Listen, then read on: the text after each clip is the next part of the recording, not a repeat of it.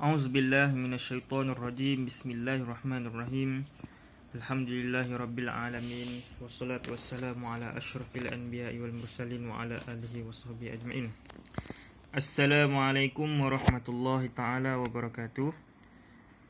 Alhamdulillah bertemu kembali dalam satu video yang seterusnya yang menceritakan tentang tafsir Al-Quran.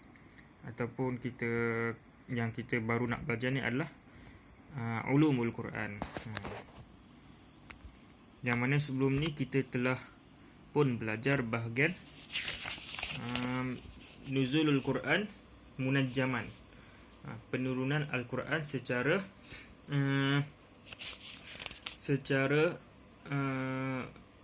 penurunan Al-Quran secara beransur-ansur, ataupun lebih tepat lagi secara mana tadi dia kata secara beransur-ansur lah, sama je tu. Secara berperingkat, menajaman secara berperingkat maksud dia. So kita yang hari tu pun ada yang video sebelum ni pun ada tersangkut kan, sampai ke sini, tadarrush fi tasyri'atil ummah ni kan, tadarrush fi tasyri' wa tarbiyatul ummah, sampai sini. So kita sambung dari sini je lah okey.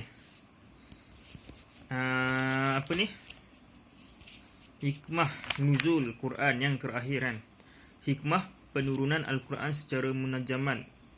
Sebelum ni pun kita dah bagi tahuan banyak benda kan. Yang pertama sekali tathbit qalb rasul. Lepas tu taisir hifzuhu wa fahmuhu, musayarah al-hawadis. Semua ni kita dah belajarkan. Lepas tu yang seterusnya barulah kita masuk yang terakhir, iaitu at-tadarrush fit tasyri'. At-tadarrush fit tasyri' wa tarbiyatul ummah. Apa maksud at-tasyri'? At-tadarrush fit tasyri' wa tarbiyatul ummah. Okey, maksud dia adalah pensyariatan yang berperingkat. At-tadarrush ni maksudnya berperingkat. Pensyariatan secara berperingkat. Wa tarbiyatul ummah maksudnya untuk mentarbiah manusia lah, ummah lah. Umat Islam, umat Muhammad, umat Nabi Muhammad ni. Sebab apa? Sebab kalaulah kita letakkan semua hukum tu dalam masa satu, dalam masa yang sama kan, kita letakkan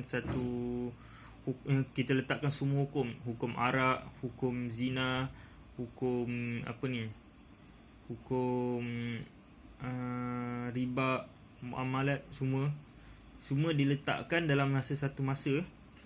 Itu agak menyusahkan untuk umat Islam pada ketika itu untuk menerimanya. Sebab itulah Allah bagi secara munajaman, secara berperingkat kan, ataupun secara berperingkat.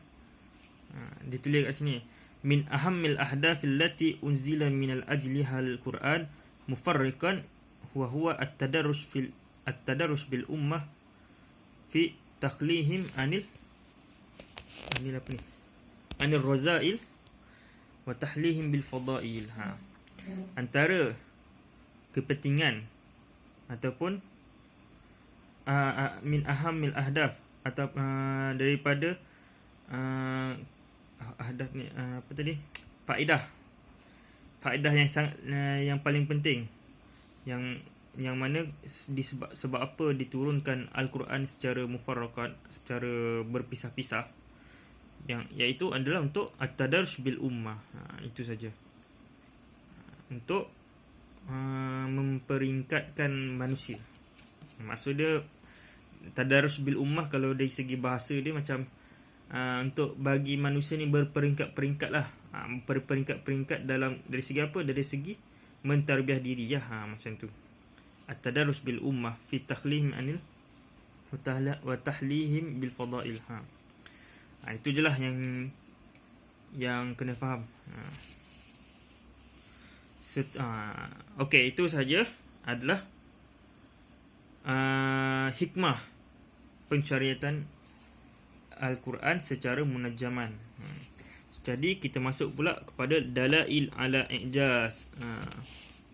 Dalil. Tadi baru masuk kepada hikmahan. Ini pula dalil penurunan Al-Quran. Secara dalil sebab apa penurunan Al-Quran secara munajaman ni lah. Sekejap inilah betul lah tu. Okey. Dalil penurunan Al-Quran secara dalil ala i'jaz. Nak masukkan ni macam mana dalil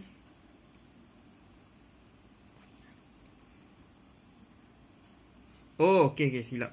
Dalil kemukjizatan. Ini betul. Tadi silap. Dalil mukjizat Al-Quran ni apa? Ini kalau nak ikutkan sebenarnya penurunan Al-Quran secara munajaban ni adalah satu mukjizat sebenarnya. Yang ni bawah ni akan diceritakan sebab apa dikatakan mukjizat. Okey, kat sini dia kata ala raghumun min nuzul Quran mufarriqan fi nahwi 23 sanah. Walaupun ala raghumun, walaupun min nuzul Quran mufarraqan, walaupun penurunan Al-Quran secara berpisah-pisah ataupun berperingkat fi nahwi 23 sanah, dalam berperingkat tu selama 20 tahun, 23 tahun, 23 sanah, wa fi awqatin mutabayyinah, dalam waktu-waktu yang ditentukan ataupun ditentukan, wa ahkam mukhtalifah, dengan hukum-hukum yang berlainan, wa hawadith mutaaddidah, dan kisah-kisah yang berbilang-bilang, illa annahu qad rutiba tartiban ajiban, kecuali dia disusun dengan tertib yang sangat-sangat ajaib lah. Maknanya Allah turunkan Al-Quran ni bukan saja dia diturunkan ayat tu dulu baru ayat ni. Dia bukan saja. Dia ada step by step dia sehingga benda tu membuatkan hikmah tu terjadi, hikmah yang kita sebut sebelum ni. Sehingga kan hikmah tu terjadi. Maksudnya Allah turunkan satu Al-Quran tu dalam keadaan apa dulu yang diperlukan. Contohnya Allah turunkan ayat-ayat yang menceritakan kekuasaan Allah dahulu, baru turunkan hukum hakam. Itu salah satu contoh lah. Bihaitsu, yang mana la tara fihi khilalan baina ayatuhu, yang mana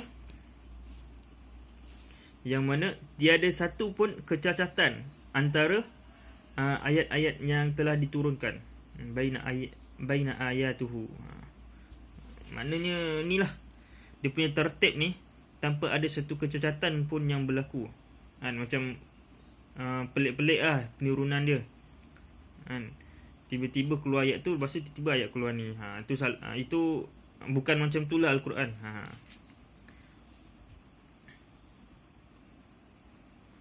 Tanafiran baina kalimatihi, yang mana ayat dia tu tanafir, berkaitan antara satu kalimat yang lain. Wala tanaqudan fi ma'anihi, dan tiada dan tak ada benda yang berlawanan pun dalam satu ayat. Wa tanaqudan fi ma'anihi wala ikhtilafan fi maqasid wa maramihi. Itu tak apa, sampai situ je tak apa. Tapi yang penting sebab apa dinamakan mukjizat, penurunan secara berperingkat ni adalah satu mukjizat kan. Dalalah ala ijaz ni, maksud dalalah ala ijaz ni maksud dia dalil sebab apa, sebab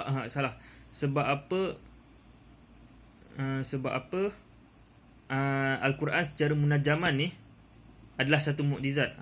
Ini tajuk dia sebenarnya. Dalalah ala ijaz ni maksud dia macam, kalau dari segi bahasa macam dia lain sikit lah. Takut kalau ustaz terangkan yang betul punya bahasa agak tak faham lah jadinya.